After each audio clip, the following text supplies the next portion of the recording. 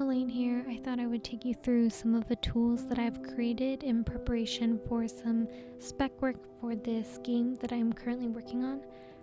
This will just take me kind of behind the scenes into why I created these tools and how they will be useful for this particular scene that I'm working in. So first things first, we have a lot of environment layout tools. For this scene, I'm going to be wanting a lot of grasses and rocks scattered throughout the scene, so the first thing I did was to define some of these scatter brushes that I'll be using to decorate. So this first one that we have here is a random mesh generator with a fall off ring. So the idea behind this was to create a tool that has one large asset and then a fall off of smaller assets around it. I have a few versions of this tool. I'm only showing off this one right now for ease of use. It adds a new static mesh to the scene.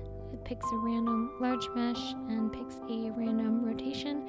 We're not changing the location because we want it in a central location based on the tool's position. Then we will need to take the bounding box of the particular asset that we're using and set that to our mesh area buffer. And after that, we can set our fall off rings around it. So for fall off density, it will go through and pick a random location in that buffer zone and a random mesh to populate within that. There will be different layers of fall off, so you can have things all the way from one large asset in the middle to a ring of medium-sized assets around it to small grass fall off to blend into the scene. So as you can see here, as we move, this is a construction script, so it randomizes every time. We can change the fall off count here and the density of it.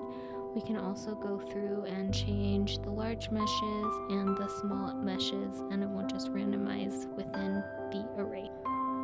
Next, we have just a generic point scatter within a certain mesh size node. So the way that I originally went about creating this was to put a plane in the scene, and based on the plane size, it would scatter a bunch of meshes around. I thought this would be great for things like lawns or cactus fields or something like that. Just a really quick way to lay out a ton of meshes.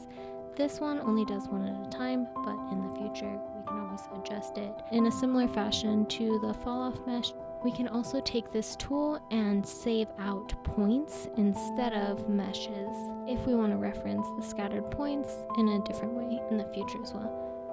So again, this is a construction script, so it randomizes based on the position every time. You can leave the plane there for ease of visibility, but you don't have to. It's easier to see with a higher density, but again, we can set the density number on a per blueprint instance, and then we can also change the type of thing that is randomized within the array.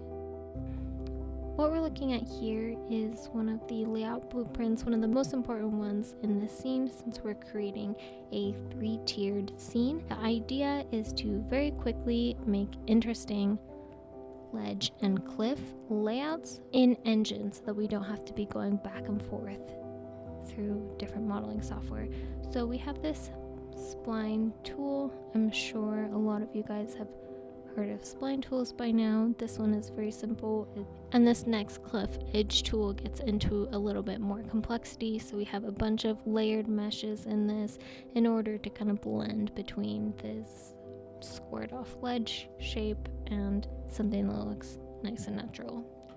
As you can see, we have this bottom skirting that has a little bit of a pixelated cutout that blends into the pixelated flat texture down below.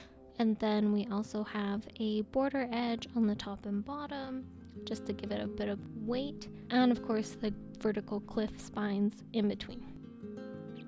So the skirting is using the spline mesh component node, which sets a start and end position and warps the geometry based on the spline. But then we also have these vertical cliffs that are duplicated along the spline's length. So here we get the bounding box to know how many instances of the thing we want to duplicate, and we just get the transform distance along the spline and spawn a new static mesh component at that location and at a random rotation. Since this is voxel art, we wanted the rotation to be pretty squared off, so instead of doing a true random float, I just did a value between 0 and 4 and multiplied it by 90 degrees because I thought that that would be the best way to get squared off rotations. So here we can see the tool in action a little bit.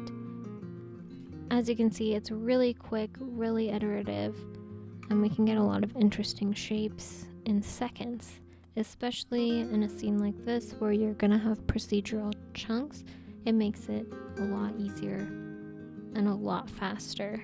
It allows the artists and even designers to art direct how they want without needing too much guidance.